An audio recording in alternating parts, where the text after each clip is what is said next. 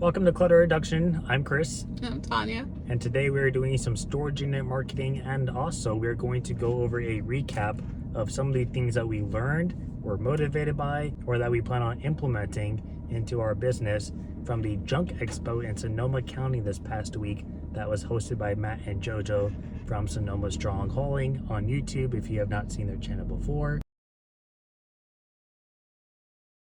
They are a larger junk removal channel that talks about business and motivation and how they kind of got into business over the last 5 to 6 years. So we're gonna kind of take you along with us for the marketing, talk about maybe some of the things that we like to push for when we're talking to the managers and what we like to promote, and then we'll kind of go over some of these different things that we've learned during each stop. So stay tuned.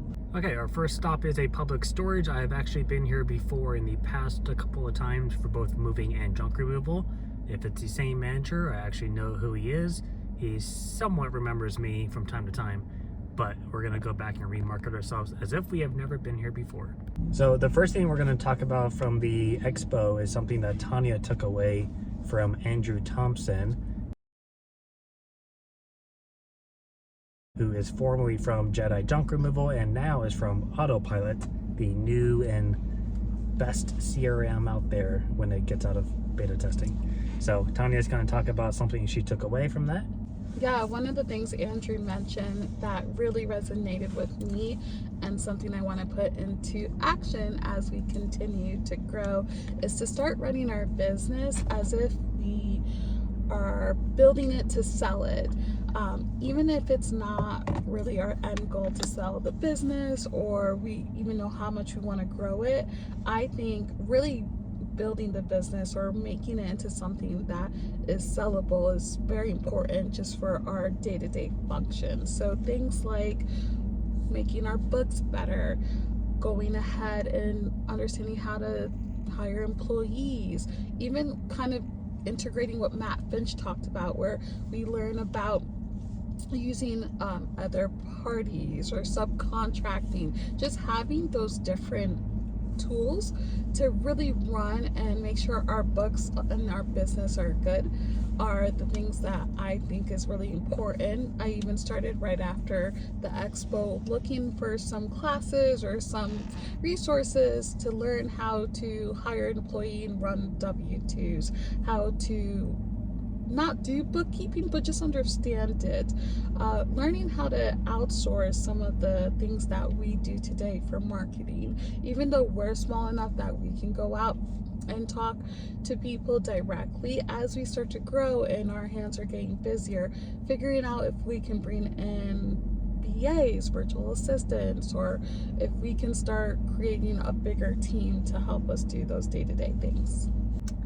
Something I also looked into as well was when we left there, I was thinking about, like, okay, I know how to do the moving side of junk removal. Everyone knows how to go pick up a box and throw it away, and where to go to get rid of stuff and where to donate stuff. But something I was never really taught, and I still to this day am kind of just winging, is how to actually run a business. Like, there's no just clear-cut path to say, hey, this is how you run it. This is how you understand the legal side of things. This is how you understand the intricate details of what really separates you as an LLC versus an S Corp.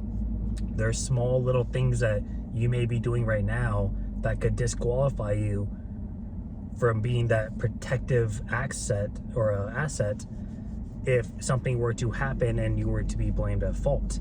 There's small things that I think most people just don't take the time to learn, and I certainly didn't. Or understanding bookkeeping to a better degree. Like, we know what it is, but could I keep my own books perfectly if I needed to? The point would be eventually to hire a bookkeeper, but could I do it on my own? Could I do a balance sheet perfectly? Could I do a profit loss statement perfectly? Can I do all these standard functions of business without having to, run around in circles and waste hours and hours at a time? And I think even if I don't plan on doing those full time, I should at least understand it to my fullest capability. I thought what Andrew talked about was really good with the creating a business that could sell, like having your a good quality CRM that has all of your contact lists. When people buy your business, they don't just want the name, unless you were like 1-800-GOT-JUNK or something. They want something that they can hop into the next day and just start operating with, without having to jump over obstacles to get things up and running. So that was a very good discussion that he made, and Tanya took away some good key points. All right, so we have since been to a storage unit. We actually had a unit at a while back, and we did our first storage auction purchase and clean out from that big 10x30 trash unit where I found the Blockbuster bags. And then we actually had a unit there for a little while, and I forgot that the manager of that unit is a contact list manager, so like no one's actually there. He goes by from time to time, but he's typically not there. But I think I can find his phone number from our records, and I can try emailing him to see if we can leave our information there. But we did put a yard sign out, and we may put another yard sign out here as well, because right across the street is a big old pile of trash along what looks to be a oil and gas company, so I'm assuming that's not theirs. So this is another way you guys can market. When you're driving around and you see piles like this, try to find whose property is on, and then go talk to the person and say, hey, you notice you have what looks to be like a dumping. If you guys want us to get rid of that on the spot, we'll give you a discount. If not, next time if they have anything, give them your number.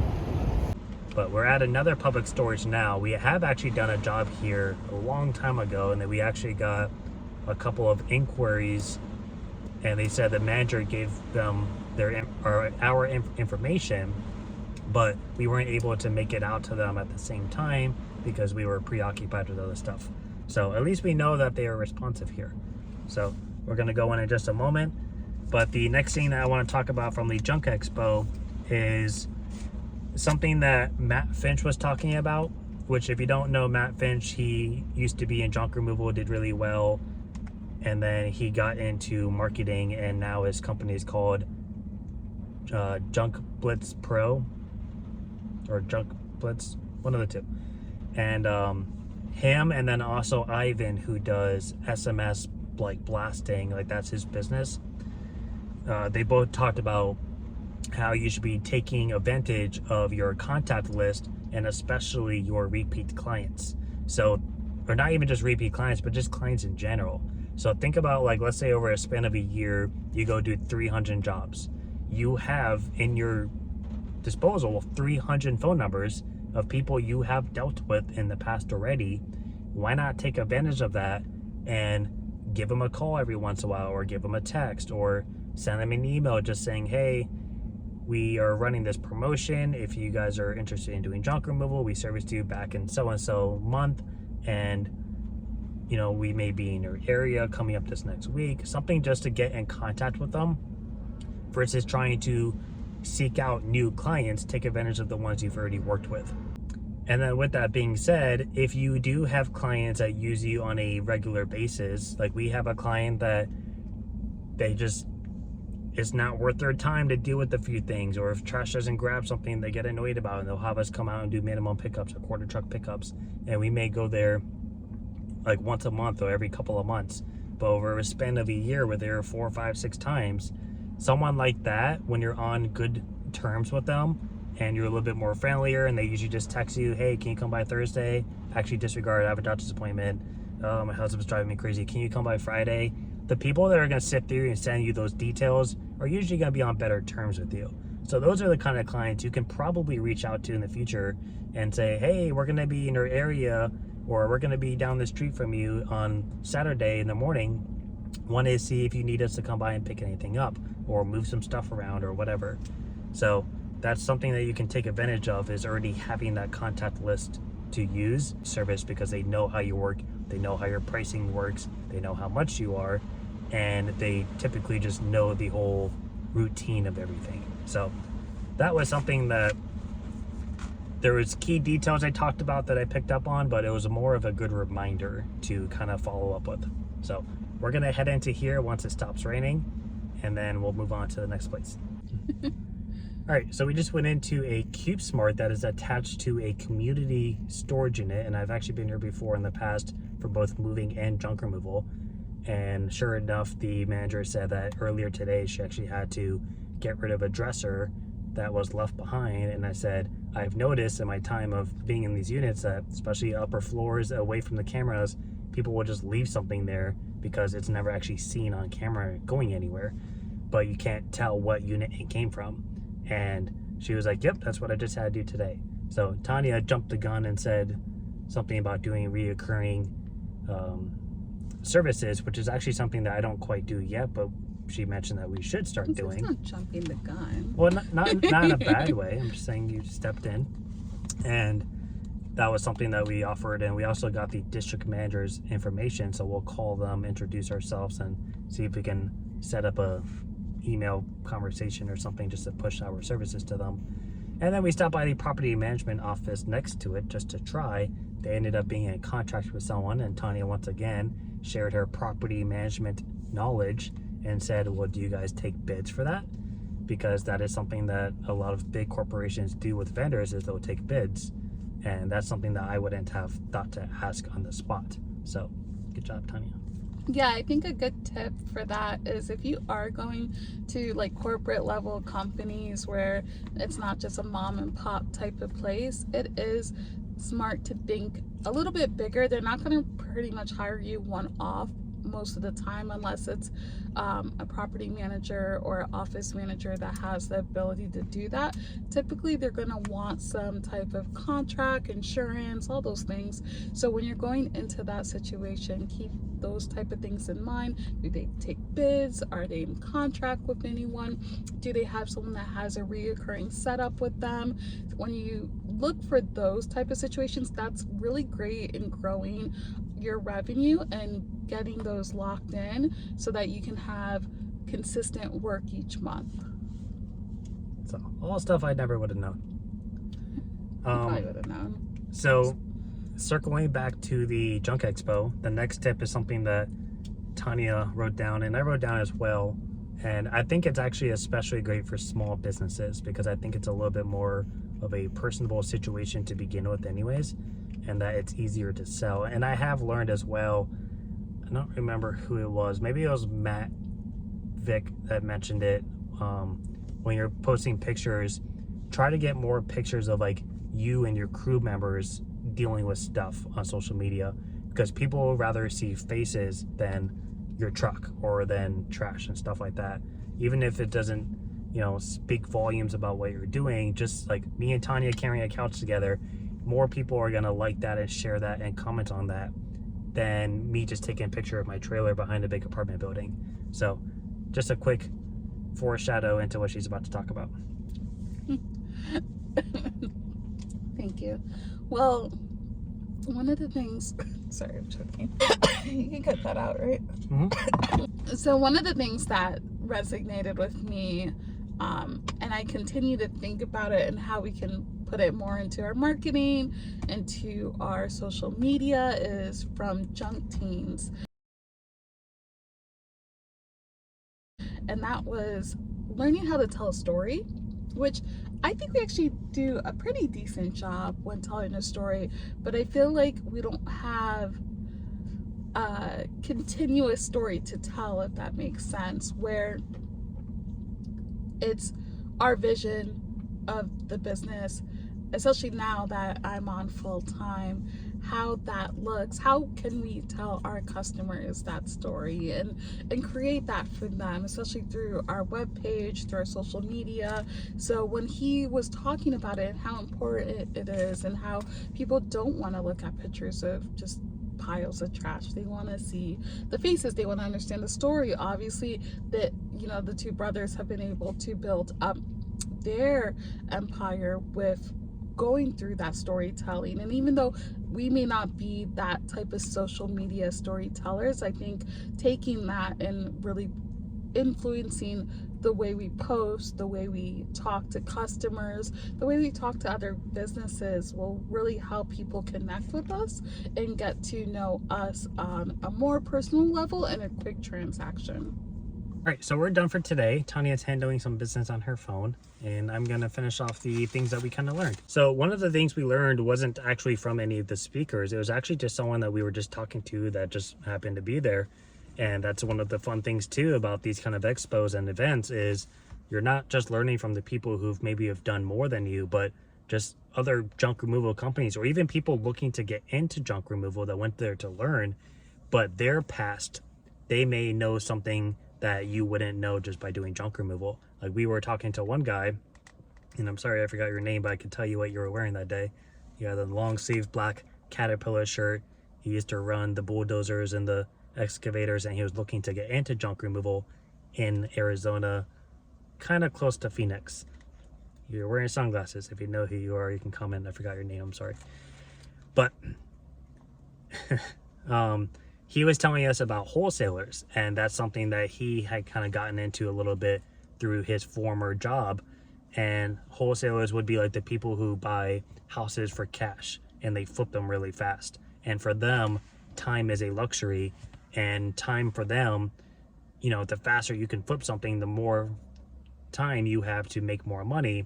And my reference to this was for Tanya, she used to work at property management in an apartment complex. So for them, if they had an eviction or if someone just deserted an apartment, the faster they could turnkey that apartment, the faster they can get that back onto a lease. And for them, in that kind of position where there's so much money going around, they need to be constantly making money with those apartments. If they have it sitting there for a week unused, that is money literally going down the drain. So the faster they can get that flipped, the better. And the same thing for houses. These people that go in and flip these houses, some of them just go in and just gut the place out and sell it as is just to make a small profit. Some guys go in and you have to gut out the whole thing, and they'll do quick renovations and then they'll repeat the process. So wholesalers were something to kind of look into. And then in addition, something else that we kind of learned about was from John Aguirre. He has a junk removal business as well, and he has a website called localjunkers.com, and it's basically just a giant platform for junk removal companies that people can go and look up for their local areas. And he also has a tool on there. It's like a calculator that you can basically type in how much a typical job for you cost, and then you can put in your expenses, like how much was your landfill, how much was your gas, how much was your labor, and it'll spit out a percentage. And there's different levels to those percentages that you should want to be within, and it'll even color code it and make it look nice and, you know, obvious. And it'll kind of let you know, like, okay, can you afford to do this, can you afford to do that? And it'll just kind of give you an idea of maybe you need to increase your prices or you need to reduce your expenses. So those are just a few of the things that we kind of learned about, we wanted to touch base on. You also went to the expo. Comment down below something that you learned and that you plan on implementing. By the way, the expo is why I'm jumping the gun on the dump trailer. I was motivated enough by just kind of everything going on, but also Bill Paladine, I think it is, from Monarch Truck Centers, and so I think it's in Sonoma or Sacramento, somewhere up there. That's where Matt Vick got his truck from.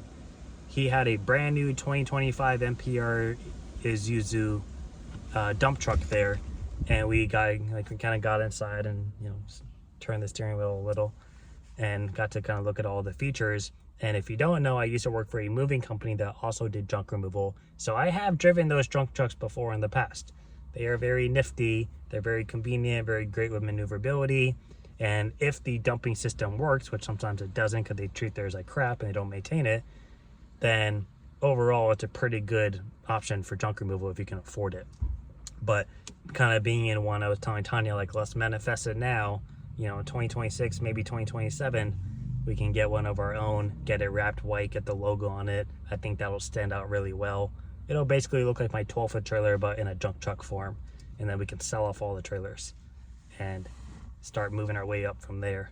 But kind of doing that, put it in my mind of like, all right, let's jump to the next step and get a dump trailer. So I'm in the market for one. Within probably, we're kind of looking to put a deposit down either November or December, and then we'll start doing payments for it in January of next year for tax purposes. And we're going to be selling the 12-foot aluminum build trailer, the single axle. So if you're in the market for a new junk removal trailer that's ready to go, the only con to it is that it's a single axle, so you got to be careful with your weight. But I made it work for a year and a half with no problem. Let me know. We do not do delivery, but you can come by and pick it up. So So I have to get a heat gun and get the wrap off, and then I'm gonna clean it up, pressure clean the boards, strip all my D-rings off, take the sign off the back. I'm probably gonna leave the tarp system on there in case the next person wants to keep it for something. And it'll be my first trailer being sold. I'm gonna hang on to my 14-foot, and we'll get the 7x14-foot trailer with the 4-foot sides, which is gonna be a little bit of a road trip to go get, but all in due time.